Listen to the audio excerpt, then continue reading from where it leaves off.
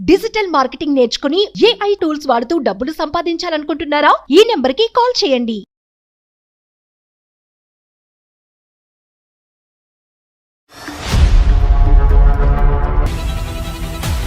నమస్తే కళ్యాణ్ గారు. నమస్తే జయ గారు. కళ్యాణ్ గారు, అనుష అని ఒక అమ్మాయి మనకి మెయిల్ చేసింది.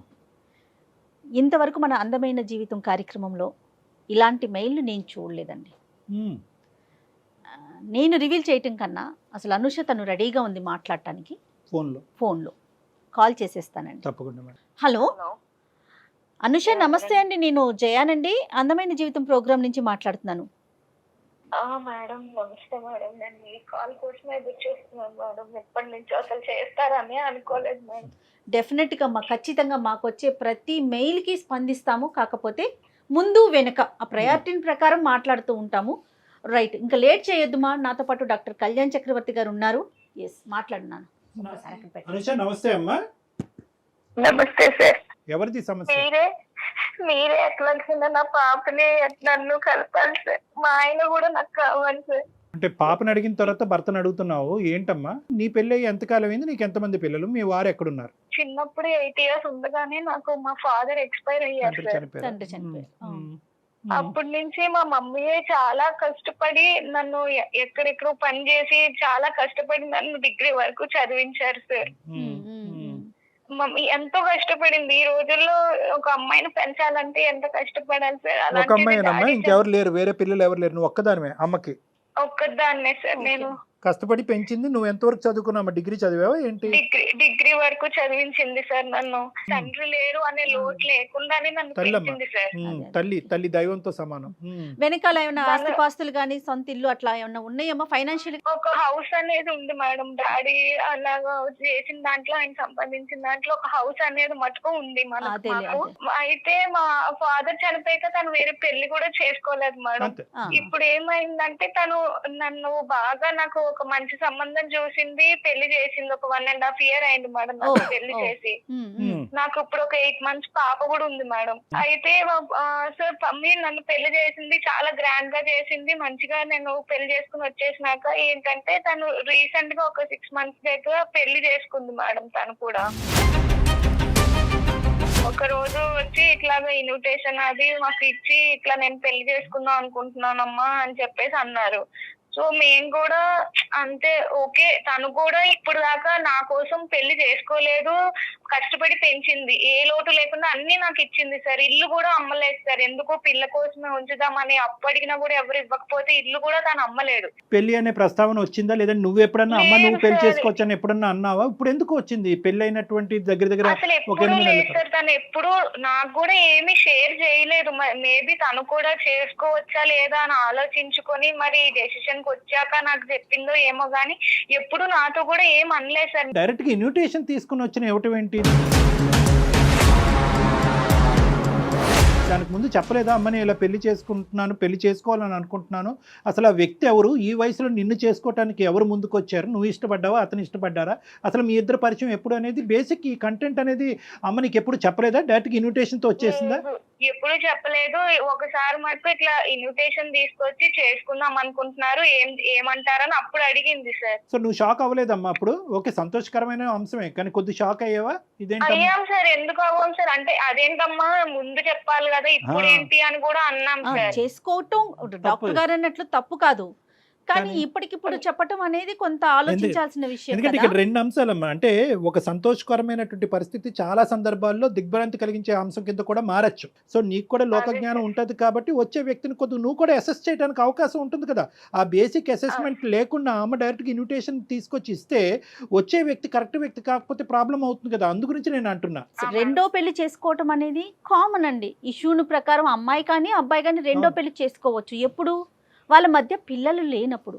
ఒకవేళ వన్స్ పిల్లలు ఉన్నారంటే ఖచ్చితంగా వాళ్ళ అభిప్రాయం అనేది తీసుకోవాల్సిన పరిస్థితి కదా కళ్యాణ్ గారు. అదే తల్లి యొక్క ఉద్దేశం ఎలా ఉంటుందంటే కనుక ఇక్కడ వరకు నేను నా జీవితాన్ని ఒక విధంగా దారబోసాను, సాక్రిఫైస్ చేశాను, కూతురు ఆడపిల్ల పెళ్ళి అయింది. ఒకప్పుడు అబ్బాయే ఉండుంటే కనుక ఆవిడ ఇంత ధైర్యంగా అడిగేసి ఉండేదా? ఎందుకంటే అబ్బాయి అంటే కనుక వచ్చేటటువంటి కోడలు ఉంటది అనేది. అవునవును. ఇప్పుడు కూతురు కాబట్టి మన కూతురు పుట్టింటి నుంచి అత్తింటికి వెళ్ళింది అనేటటువంటి ఉద్దేశంతో ఏంటంటే ఆవిడ కొద్దిగా స్వేచ్ఛ అనేది వచ్చి ఉండొచ్చు. కానీ ఎంత కాదనుకున్నా కూడా ఓకే, నువ్వు ఏదైనా మైనరు నీకు తెలియనటువంటి అంటే కనుక అది వేరే విషయం. నువ్వు అమ్మకి సమాధానం చెప్పుకోవాల్సినటువంటి అవసరం లేదు, ఓకే. కానీ నువ్వు ఖచ్చితంగా నీ భర్తకు సమాధానం చెప్పాలి. ఎందుకంటే కనుక ఇది ఒక కుటుంబం, అది ఒక మర్యాద, ఒక పరువు కలిగినటువంటి అంశము. ఎందుకంటే కనుక నీ భర్త వాళ్ళ కుటుంబ సభ్యులకి చెప్పుకోవాలి. ఇన్విటేషన్ నీకు ఇచ్చిందా, భార్యాభర్తలు ఇద్దరికి ఇచ్చిందా? ఇద్దరికి సార్. వచ్చి ఇద్దరిని కూర్చోపెట్టి అప్పుడు నేను ఒక ఇట్లా డెసిషన్ తీసుకున్నాను అని అప్పుడు చెప్పారు సార్. మీ హస్బెండ్ రియాక్షన్ ఏంటి నాన్న? తను అప్పుడు ఏమీ మాట్లాడలేదు సార్. తను ఓకే అండి, అదే ఒక కొంచెం సేపు ఆలోచించుకున్నారు. కొంచెం సేపట్లాగా తర్వాత మేము అందరూ కూడా కొంచెం ఓకే అయ్యి ఆమె డెసిషన్ కు ఓకే చెప్తున్నాం సార్ మేము. కాదు అనుష, మీ హస్బెండ్ కూడా మనస్ఫూర్తిగా ఓకే చేసినట్లు అనిపించిందా నీకు? అప్పుడు చెప్పారు మేడం, తను ఓకే చేసుకోండి, నాకేం అభ్యంతరం లేదు అని అన్నారు మేడం ఆయన కూడా. కాదమ్మా, నీకు మీ ఆయనకి మీ అమ్మగారి పెళ్లి యొక్క నిర్ణయానికి ముందు ఎటువంటి భేదాభిప్రాయాలు లేవు కదమ్మా? ఎటువంటి డిఫరెన్సెస్ అసలు లేవు సార్. చాలా మంచిగా ఉండేవారు సార్. అదే ఇప్పుడు ప్రాబ్లం అయింది సార్. సడన్ గా ఇప్పుడు మమ్మీ పెళ్ళైంది, ఆమె లైఫ్ ఆమె బాగానే బతుకుతున్నది, హ్యాపీగానే ఉన్నారు, మాకు ఏ ప్రాబ్లం లేదు. పెళ్ళైన కొన్ని రోజుల తర్వాత నుంచి మొదలు పెట్టారు సార్ ఈయన. ఎవరెవరు వచ్చారమ్మా పెళ్లికి? అందరూ వచ్చారు సార్. అంతా తను కూడా మంచిగా చేసుకున్నారు. మొత్తం బంధువులు వచ్చారు, వాళ్ళ రిలేటివ్స్ వచ్చారు, వాళ్ళ పేరెంట్స్ మా వాళ్ళు వచ్చారు. అందరూ ఉండగానే మంచిగానే చేసుకున్నారు సార్. అంటే ఏంటంటే అమ్మ తీసుకొచ్చిన విధానం ఖండించే విధంగా కొంతమంది సమాజంలో కొంతమంది చూస్తారు. ఈ వయసులో నీకు అంత అవసరమా అనే విధంగా ఇప్పటికీ కూడా అదే సమాజంలో మనం ఉన్నాం. ఇప్పటికి కూడా నిలదీసి నిందించి ఒక ఆడది అదే మగాడంటే ఇంకో విధంగా చూస్తారు. ఆడదైతే కనుక ఏమో నీకు ఇప్పుడు అంత అవసరమా, నీకు తోడు అవసరమా? తోడంటే కనుక చాలా చిన్న మాట, తోడు అవసరం అనరు మన సమాజం. ఇంకోటి అవసరమా అని అంటారు. అది నేను మాట్లాడను. అటువంటి సమాజంలో ఇటువైపు నీ వైపు వాళ్ళు, అమ్మ వైపు వాళ్ళు, ఎటొచ్చి లేనటువంటి వాళ్ళు ఎవరైనా ఉండుంటే కనుక బహుశా మీ చనిపోయినటువంటి మీ నాన్నగారి తరపున వాళ్ళు లేనటువంటి వాళ్ళు అయి ఉంటారు. మిగతా వాళ్ళందరూ కూడా తలాడించి ఎవరు ఖండించకుండా వేలెత్తి చూపెట్టకుండా ముందుకు వచ్చారు అంటే కనుక చాలా గర్వకారణం, చాలా సంతోషకరమైనటువంటి. ఇక్కడ ఎవరన్నా హర్షించాలి అంటే కనుక ముఖ్యంగా మీ హస్బెండ్ తరపు వాళ్ళని హర్షించాలమ్మా. పెళ్ళైన కొన్ని రోజుల నుంచే నాకు టార్చర్ మొదలు చేశారు మేడం. మీ మమ్మీ అలా ఎలా చేసుకుంటది, ముందు చెప్పలేదు, ఇంకా అన్ని పాతవన్నీ తవ్వుకుంటూ వస్తున్నారు మేడం తను రోజుకో రకంగా. అదేంటమ్మా ఎలా మారిపోయాడమ్మా? అదే నాకు అర్థమైతలేదు సార్. మరి సడన్ గా ఆయనలో ఎందుకు మార్పు వచ్చిందో నాకు అర్థం కావట్లేదు. మా అమ్మ ఫోన్ చేస్తే చిరాకు పడ్డం, ఫోన్ పిలుస్తుంటే చిరాకుగా మాట్లాడడం, కాల్స్ కట్ చేయడం, అట్లా అంతా చేస్తున్నారు సార్. ఒక రోజు ఇంకా ఇలాగే మాట అనుకుంటుంటే ఎందుకండి మీరు అప్పుడంతా మాట్లాడుకుంటే ఇప్పుడు ఇలా మాట్లాడుతున్నారు అంటే కూడా గొడవ చేసేసి నన్ను బయటికి గెంటేశాడు సార్. బయటికి గెంటేశాడమ్మా? అవును సార్. నేను 1 month నుంచి మా ఫ్రెండ్ ఇంట్లో ఉంటున్నాను సార్. మా పేరెంట్స్ కూడా నేను చెప్పలేదు. బిడ్డ పాపని డే కేర్ లో వేసాడంటే సార్. సరే 2-3 రోజుల్లో మళ్ళీ పిలుస్తారులే, కోపంలో ఉన్నారు కదా అని నేను అనుకున్నాను సార్. చంటి బిడ్డని అతను సరే డే కేర్ లో పెడతాడు, ఎక్కడ పెడతాడు కాదు, తల్లిని బిడ్డని దూరం చేయవలసిన అవసరం ఏముంది? అంత కర్కోటకమైన మనస్తత్వం కేవలం మీ అమ్మగారి పెళ్ళే దీనికి కారణమా, ఇంకేమైనా ఉందా? అదొక్కటే సార్. అసలు ఏ ప్రాబ్లము లేదు, అంతా మంచిగా ఉండే వాళ్ళం. ఇప్పుడు నా బిడ్డ మీ మమ్మీ ఇట్లా పెళ్లి చేసుకుంది, ఈ వాతావరణంలో పెరిగితే నా బిడ్డ ఏమైపోవాలి, తను ఎట్లా పెరుగుతుంది, ఏదేదో మాట్లాడుతున్నాడు సార్ నన్ను. మీ అమ్మగారు పెళ్లి కూతురు అయ్యేటప్పటికి ఎంత కాదనుకున్నా కూడా, ఎంత ఇక్కడ అక్కడ బ్యాలెన్స్ చేయాలని అనుకున్నా కూడా ఆవిడ ఇంకో ఇంటి కోడలు అయ్యేటప్పటికి ఆవిడకి వేరే ఇంపార్టెన్స్ పెరిగింది. అక్కడ ఆ భర్తను చూసుకోవాలి, కొత్తగా వచ్చేటటువంటి భర్తను చూసుకోవాలి, వచ్చేటటువంటి ఆ కుటుంబానికి మర్యాదలు చేసుకోవాలి. సో బహుశా ఈ బ్యాలెన్స్ చేసుకోవటంలో ఎక్కడైనా అల్లుడు గారు అనే ఈ స్థానాన్ని కొద్దిగా నెగ్లెక్ట్ జరిగిందా, ఇతని ఇంపార్టెన్స్ తగ్గిందా?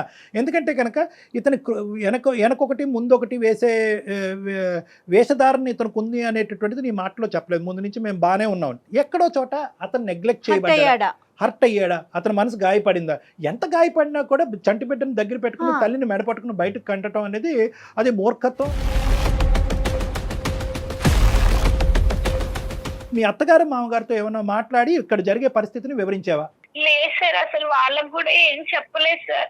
మేము ఎవరికి చెప్పలేదు. అమ్మ వాళ్ళకి చెప్తే తనే ఏదో ఇప్పుడిప్పుడే తను ఏదో పెళ్లి చేసుకుని ఇన్నాళ్ళు కష్టపడి పెళ్లి చేసుకుని హ్యాపీగా ఉంది, తనని ఎందుకు డిస్టర్బ్ చేయడం అనేది నేను అదేంటమ్మా తనకు కూడా నువ్వు- ఏమీ చెప్పలేదు. నువ్వు చంటి బిడ్డని అక్కడ వదిలేసి ఇంట్లోంచి బయటకు అడుగు పెడితే కనుక 4 రోజులు అయ్యిందని అంటున్నావు, నువ్వు ఎక్కడున్నావు అనేది మీ అమ్మకి తెలియదా? నీ బాధను మీ అమ్మకి చెప్పుకోవా? చెప్పాలి కదా అనుష. చెప్పలేదు సార్, నేను ఎందుకు అమ్మని డిస్టర్బ్ చేయడము అని చెప్పి నేను చెప్పలేదు. అలా కదమ్మా, అమ్మ అడుగుతుంది కదా, బిడ్డ ఏడు పినిపించట్లేదు, అల్లుడు గారు ఎక్కడున్నారు, అల్లుడు గారితో మాట్లాడాలి, వీడియో కాల్ చేస్తే బిడ్డను చూస్తాను అని అమ్మ అంటది కదా. మరి ఇవన్నీ ఎలా దాచిపెట్టావు ఈ 4 రోజులు?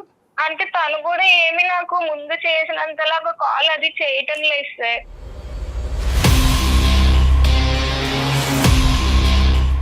బిడ్డ పాలు తాగుతుందమ్మా? తాగుతారు సార్. నేను డే కేర్ కి వెళ్ళినా కూడా నా ముందే ఏడుస్తూ ఉన్నా కూడా వాళ్ళు నన్ను ఎలవ్ చేయలేదు సార్, ఈ డే కేర్ వాళ్ళు కూడాను.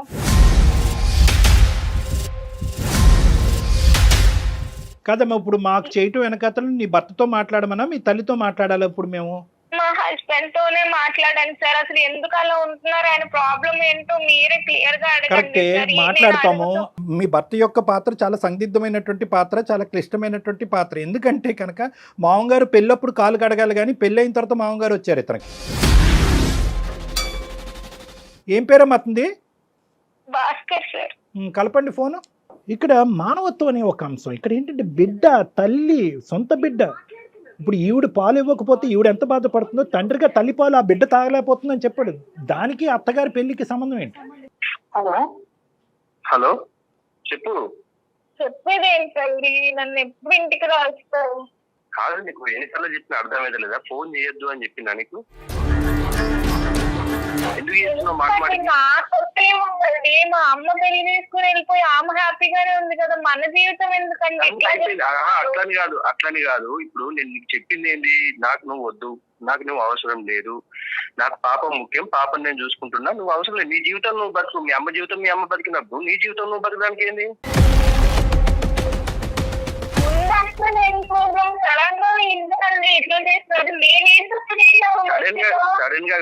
సడన్ గా చేసింది మీరు సడన్ గా చేసుకొని మీరు కట్టలు పడి మీరు ఇది చేసుకుంటే దానికి నేను ఎట్లా బాధ్యత అయితా? నీ జీవితం ఏమి మాట్లాడలేదు కదండి, సడన్ గా ఇప్పుడు నన్ను మాత్రం ఎందుకు ఇట్లా ముందు అట్లా లేదు కదా. ముందు ఎట్లుండేది? ముందు బాగానే ఉన్నాం కదా, మనకేం ప్రాబ్లమ్స్ లేవు కదా. ముందు ఎంత మంచిగా ఉన్నాం మనం. ఏమైనా ప్రాబ్లం ఉందా? పాప పుట్టింది, పాపను మంచిగా చూసుకుంటున్నాం, మంచిగానే ఉన్నాం కదా. మధ్యలో మీ అమ్మ చేసిన దానికే ఇంత గొడవ అవుతుంది కదా. ఇది నీకు ఎందుకు అర్థమైతే లేదు? మరి ఎందుకు మాట్లాడలేదండి ఈ ముక్కలన్నీ? మీకు అప్పుడు నిజంగా మీ మనసులో అదే ఉంటే అప్పుడే చెప్పుండే కదా. అవును, పెళ్లి చేసుకున్నప్పుడు ఇంత విపరీతంగా అయిద్దని ఎవరు అనుకోలేదు. ఏదో ఆమె ఉన్నది చేసుకుంటారు. అసలు ఈ ఏజ్ లో పెళ్లి చేసుకున్నట్టు నాకు వద్దనే అనుకున్నా, కానీ ఏదో ఆమె ఏదో తోడు కోసం ఉంటుంది కావచ్చు అనుకుంది. కానీ ఇంత ఘోరంగా ఇది పబ్లిక్ లో ఇజ్జత్ తీయడం ఏంది? నాది మీ పరువు ఏం తీసిందండి? పెళ్లి చేసుకున్నప్పుడు అటెండ్ అయ్యారు, అంత మంచిగా మాట్లాడారు, మరి సడన్ గా ఇప్పుడు మీకు ఇవన్నీ గుర్తొచ్చేసాయండి. మా పాప నుంచి నన్ను దూరం చేస్తారా మీరు? భాస్కర్ గారు, నా పేరు డాక్టర్ కళ్యాణ్ చక్రవర్తి. నేను మానసిక వైద్య నిపుణుడిని, సైకియాట్రిస్ట్. అందమైన జీవితం అనే కార్యక్రమం సుమన్ టీవీ నుంచి మాట్లాడుతున్నాం అండి. నమస్కారం. అంటే ఆవిడ చాలా ఒక బాగా దుఃఖమైనటువంటి పరిస్థితిలో మాకు ఫోన్ చేసింది.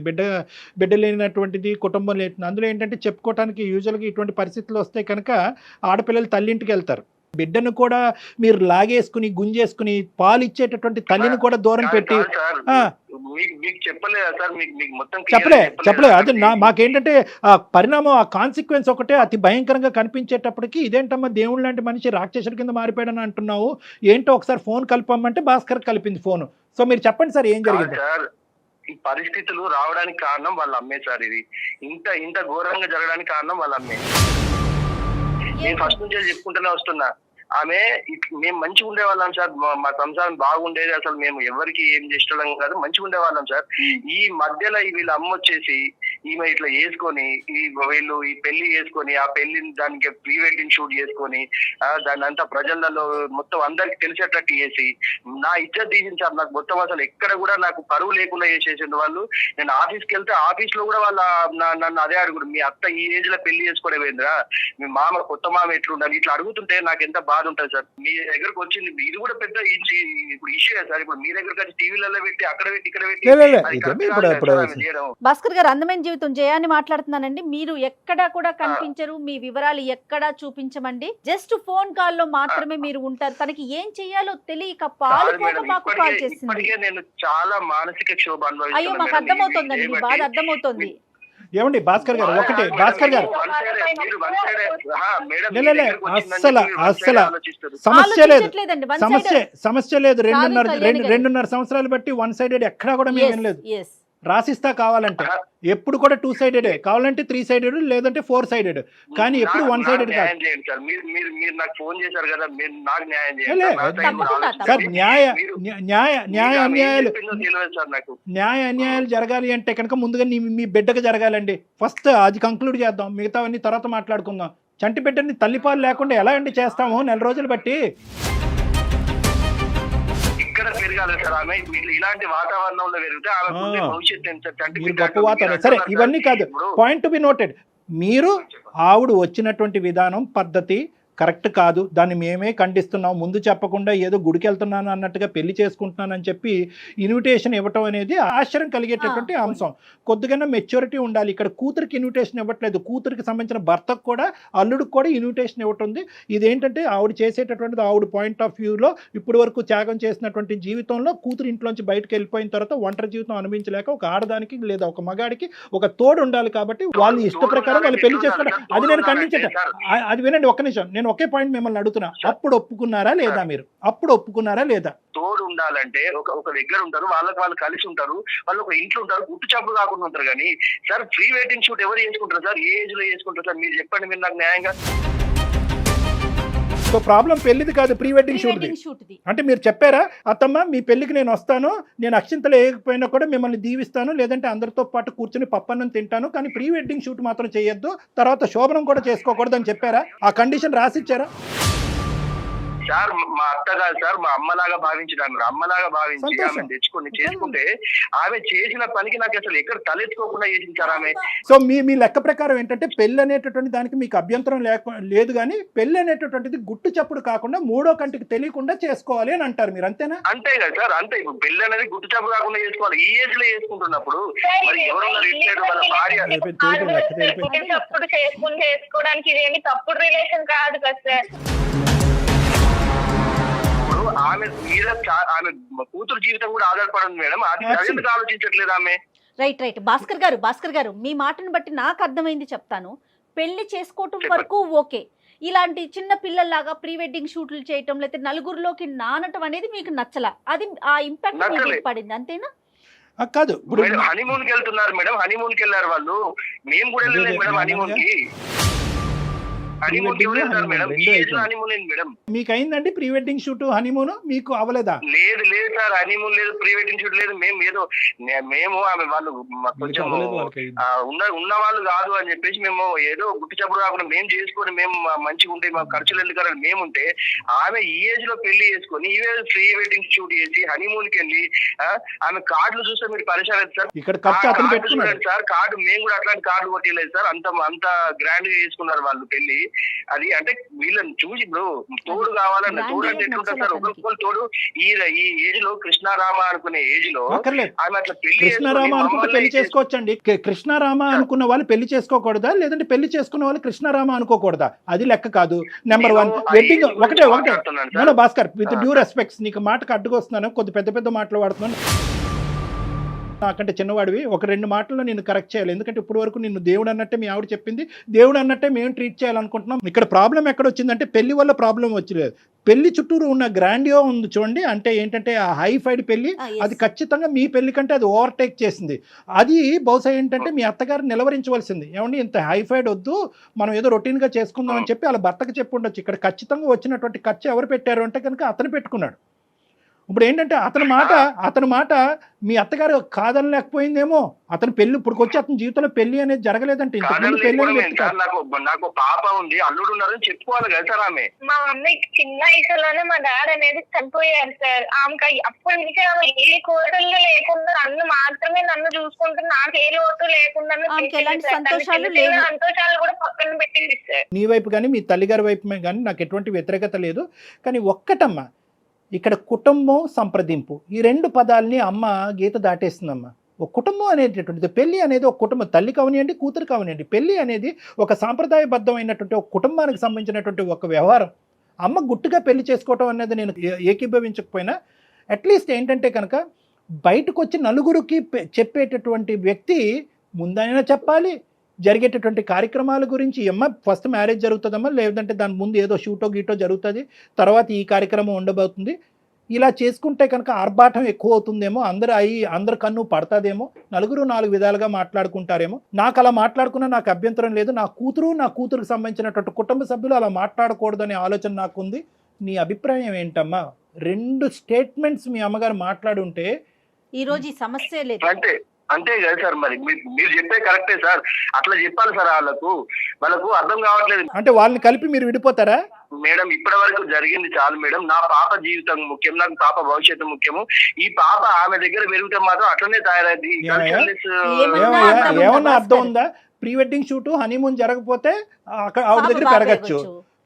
పెళ్లి చేసుకునే వ్యక్తి ప్రీ వెడ్డింగ్ హనీమూన్ చేసుకుంటే మాత్రం పెళ్ళి అక్కడ అది చండాలమైన కుటుంబం. ఆ కుటుంబంలో నీ కూతురు పెరిగితే చెడిపోద్ది. ఏం లెక్క అయ్యా ఇది? ఏ కాలంలో ఉన్నామా? అయినా వాళ్ళు మాతో కూడా లేరు, ఎక్కడో వేరే ఊరు వెళ్ళి బతుకుతున్నారు మేడం. అప్పుడప్పుడు ఫోన్లు మాట్లాడుకుంటాం. నీ కోపం ఉండొచ్చు భాస్కర్, నీ కోపం ఉండొచ్చు. మీ అత్తగారితో మాట్లాడటం మానేసాయి. ఏమైనా ఉంటే మీ అమ్మ చనిపోయింది అనుకో, మీ నాన్న చనిపోయారు, మీ అమ్మ చనిపోయింది అనుకుని వదిలేస్తున్నాడు సార్. భాస్కర్, నువ్వు నీ కోపం ఉంటే నాకు ఎటువంటి అభ్యంతరం లేదు. మీ అత్తగారితో మాట్లాడటం మానే, మీ సోకాల్డ్ మామగారితో అస్సలు మాట్లాడొద్దు. కానీ దానికి ఈ అమ్మాయి ఏదో ముందొచ్చి దగ్గరుండి పెళ్లి చేసినట్టుగా, ఈ అమ్మాయే మొత్తం ప్రీ వెడ్డింగ్ డిజైన్ అంతా చేసినట్టుగా, హనీమూన్కి ఈ స్పాట్ మీరు డిసైడ్ చేసుకోండి అని ఈ అమ్మాయి డైరెక్ట్ చేసినట్టుగా ఈ అమ్మాయిని శిక్షిస్తావేంటి? ఆ చంటి బిడ్డని పాలు లేకుండా ఆ అమ్మాయిని ఆ బిడ్డను శిక్షిస్తున్నావేంటి? ఏం మూర్ఖత్వం ఇది? నేను సొసైటీలో బతుకుతున్నా సార్. ఈ సొసైటీ తర్వాత గుర్తొచ్చిందా? పెళ్లికి తలాడించినప్పుడు అత్తమ్మ నాకు ఒక 4 రోజులు టైం ఇవ్వండి, నాకంటూ ఒక సొసైటీ ఉంది, స్నేహితులు ఉన్నారు, కుటుంబ సభ్యులు ఉన్నారు, అంగీకారం తీసుకోవాలి, అప్పుడు కాబట్టి మీరు పెళ్లి చేసుకున్నారు.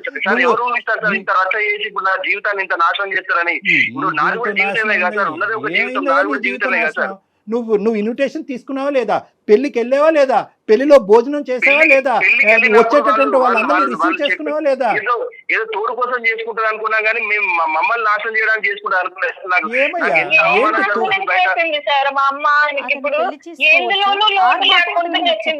భాస్కర్, ఇప్పుడు మీరు చేసే పని ఎలా ఉందో తెలుసా? అనుషని వాళ్ళ అమ్మతో మాట్లాడటానికి లేదు. అనుష బిడ్డ దగ్గరికి, అంటే ఇటు పక్క ఇప్పుడు మీరు ఇద్దరు తల్లుల్ని వేరు చేస్తున్నారబ్బా భాస్కర్. ఆలోచించండి మేడం. మీరు వాళ్ళ గురించి ఆలోచిస్తున్నారు మేడం. నా జీవితం ఇప్పుడు నా ఇంట్లో తెచ్చుకుంటే నా దగ్గర ఉన్న అందరూ అదే అంటుంది మేడం. నా చుట్టాలలో నా ఫ్రెండ్స్ లలో నా పరువు ఏం కావాలి మేడం? వాళ్ళ గురించి ఆలోచిస్తే భాస్కర్ ఎవరన్నా ఏదన్నా వాక్కొని అదాన్ని అనవసరం. ఇక్కడ 2 ఫ్యాక్ట్స్ చెప్తాను భాస్కర్, తర్వాత మీరు మాట్లాడండి మీ మనసులో ఫైనల్గా ఏముందన్నది.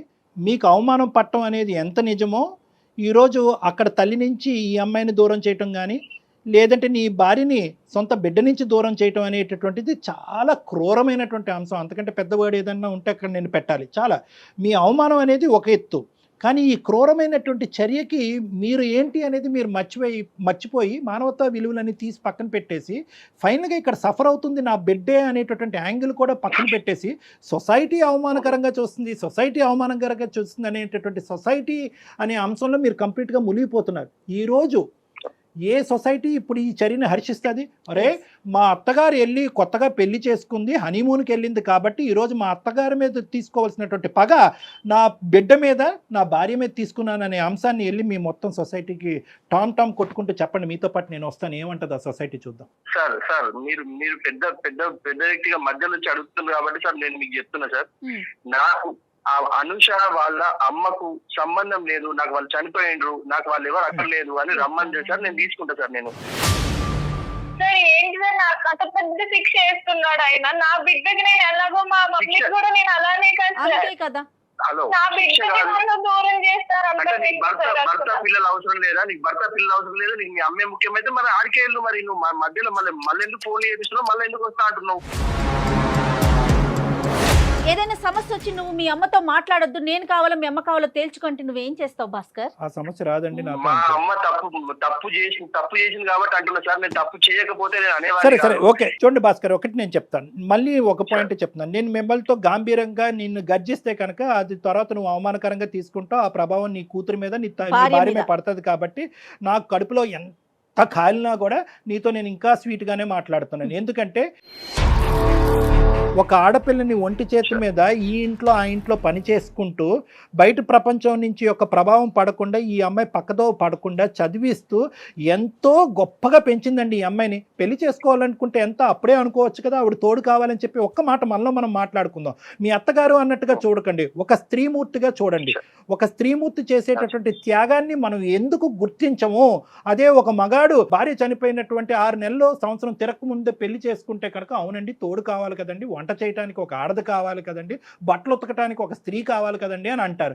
అదే ఒక ఆడది ఒక పెళ్ళి అయిన తర్వాత పెళ్లి చేసుకుంటే కనుక ఎందుకు చేసుకుంటుంది? అంత ఆర్భాటం అవసరమా? గుట్టు చప్పుడు కాకుండా చేసుకోవాలి కానీ అంత ఆర్భాటం చేసుకుని చేయవలసిన అవసరం ఏం చెప్పి ఒక పక్క నుంచి తల ఊపుతూనే ఉన్నాం పెళ్లికి, ఇంకో పక్క నుంచి ఖండిస్తూనే ఉన్నాం. దాని ప్రతిఫలం, దానికి పనిష్మెంట్ ఎవరంటే కనుక ఆ అమ్మాయి కన్నటువంటి బిడ్డ. ఏ బిడ్డనైతే కనుక అల్లారు ముద్దుగా ఇప్పటి వరకు కాపాడుకుంటూ వచ్చిందో ఈరోజు తన పెళ్లి వల్ల ఈ బిడ్డ బయటకు వెళ్ళి ఉంటుందంటే కనుక గుండాయి చచ్చిపోద్దండి ఆ తల్లి. ఇంకా ఆవిడ తెలియదు కాబట్టి ఈ మాత్రం అన్నా మాట్లాడుకుంటున్నాం. దయచేసి నేను ఒకటే చెప్తున్నాను భాస్కర్, ఒక్కసారి సొసైటీ, అత్తగారు, మా పెళ్ళి అయిన తర్వాత అత్తగారి పెళ్ళి, ఈ టెక్నికల్ వర్డ్స్, ఈ క్రొనాలజీ అనేది తీసి పక్కన పెట్టేసేయండి. ఇలాగే అవ్వాలి అని చెప్పి రాముడు రాయలేదు, శ్రీకృష్ణుడు రాయలేదు, అల్లా రాయలేదు, జీసస్ క్రైస్తు రాయలేదు, ఎవరూ రాయలేదు. ఇది మనకు సృష్టించుకున్నటువంటి ఒక విచిత్రమైన విడ్డూరమైనటువంటి సాంప్రదాయం. మీలో ఒక మానవత్వం ఉంది, ఒక మంచితనం ఉంది, అది బయటికి తీసుకురావాలి. నేను ఒకటే చెప్తున్నాను ఈరోజు, మీ అత్తగారితో కావాలంటే ఎటువంటి పరిస్థితుల్లో అంత ఆర్భాటంగా ఆవిడ పెళ్లి చేసుకుందని కనుక్కోమంటే అది నా బాధ్యతగా తీసుకుని నేను ఆవిడతో ఫోన్లో మాట్లాడతా. ఆవిడతో సున్నితంగా మీ ఇద్దరి మధ్యన జరిగినటువంటి గొడవను ఆవిడకి వివరిస్తా. ఆవిడ చేసింది ఏమన్నా చాలా ఒక స్పీడ్ యుగానికి సంబంధించినటువంటి ఒక అంశం, అది మీరు జీర్ణించుకోలేకపోతే దానికి ఆవిడ తరపున ఏమన్నా అపాలజీ చెప్పాలన్నా చెప్పకూడదు, తప్పు. ఏదైనా ఉంటే కనుక మీ ఇద్దరు కలవటానికి ఆవిడ ఏమైనా పాత్ర పోషించాలనే అంశం ఉన్నా కూడా ఆవిడ పాత్ర పోషించే విధంగా నేను చేస్తాను. కానీ దయచేసి నీకు ఇద్దరు 2 చేతులు జోడించి చెప్తున్నాను, ఇమీడియట్గా నీ భార్యని, నీ కూతుర్ని, అందరినీ ఒకే ఇంట్లో ఉండే విధంగా అందరినీ వెనక్కి తెచ్చుకోవాలని నా విజ్ఞప్తి. ఆ బిడ్డని ఇంకే ఇబ్బంది పెట్టద్దు, ఆ చంటి బిడ్డని. నాకు ఇక్కడ అంటే ఈ సమాజంలో ఈ టైప్ లో ఇలా చేయడం అనేది తప్పు అన్నది అనిపించింది సార్. ఒక ఇష్యూ ఏంటంటే భాస్కర్, నేను చెప్పేది ఈరోజు, what ever happened is irreversible. ఈరోజు వెనక్కి వెళ్ళి హనీమూన్ డేస్ వెనక్కి తీసేయలేం, వెనక్కి వెళ్ళి ప్రీ వెడ్డింగ్ షూట్ తెగ్గొట్టేయలేం, పెళ్లిని తెగ్గొట్టలేం. వాళ్ళిద్దరూ హ్యాపీగా ఉన్నారు, ఇప్పటికైనా ఆవిడని బతకనిద్దాం, మనం ఆ స్వీట్ మెమరీస్ లో ఆవిడని బతకనిద్దాం. మీరు చెప్తున్నారు కాబట్టి సార్, మీరు ఆమెను పిలిపియండి, మాట్లాడండి. కాబట్టి మీరు చెప్పండి ఒకసారి, నేను కూడా మిమ్మల్ని కలుస్తాను సార్. అనుష సార్ వస్తాడు ఇప్పుడు, ఒక అరగంటలో వచ్చి పికప్ చేసుకుంటాడు నిన్ను. ఇంటికి వెళ్ళిపో అమ్మా, కలుద్దాం. అమ్మతో కూడా మాట్లాడతానమ్మా. అనుష ఏమి ఇది ఇంత విపరీతంగా జరిగిందని కూడా అమ్మకు కమ్యూనికేట్ చేయను. అసలు ఏంటి పూర్వపరాలన్నీ కొంతవరకు తెలుసుకుని అది భాస్కర్కి అర్థమయ్యేటటువంటి విధంగా చెప్పి, భాస్కర్ మనసులో ఏమైనా మిస్కాన్సెప్షన్స్, మిస్అండర్స్టాండింగ్స్ ఉంటే కనుక అది కడిగేద్దాం. అప్పుడు వాళ్ళిద్దరు కూడా తల్లి కొడుకుల్లా ఉంటారు. ఓకేనా? నమస్తే. పెళ్లి అనేటటువంటి అంశం చేసుకుంటున్నారా వద్దా అనేది ఒక్కటే భాస్కర్ చేతిలో కానీ, అనుష చేతిలో కానీ, సొసైటీ చేతుల్లో కానీ ఉంటుంది. ఒకప్పుడు ఈ ప్రీ వెడ్డింగ్ షూట్స్ ఇంత ఆర్భాటం ఎందుకు అని చెప్పి ముందే ప్రొక్లెయిమ్ చేయాలి. ఇదంతా ఎందుకు?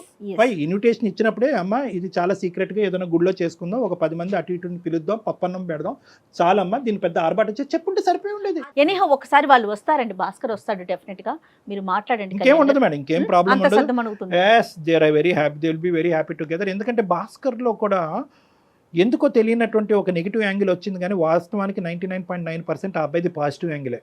ఎక్కడో ఇన్ఫ్లుయెన్స్ అయ్యాడు. ఆ ఇన్ఫ్లుయెన్స్ ఎఫెక్ట్, ఆ ఇన్ఫ్లుయెన్స్ మనం ఈ కౌన్సిలింగ్ ద్వారా కడిగేసాము. ఇంకొద్దిగా తల్లి గారి ద్వారా మాట్లాడిపించి, బాబు భాస్కరు ఇది పరిస్థితి అని ఆవిడ చేత ఒక 2 మాటలు చెప్పుంటే కనుక అయిపోతుంది. ఇంత గొప్ప ఫ్యామిలీ ఇంకెక్కడ ఉండదు. సూపర్ అండి. రైట్ కళ్యాణ్, నమస్తే. Anchors dress courtesy by Manav Kalamkari, KBHP. Secunderabad లోని doctor Narayana college of hotel management లో 100% జాబ్ గ్యారంటీ. 966365 సుమన్ టీవీలో మీ పర్సనల్ అండ్ బిజినెస్ ప్రమోషన్స్ కోసం కింది నెంబర్ కి కాంటాక్ట్ చేయండి.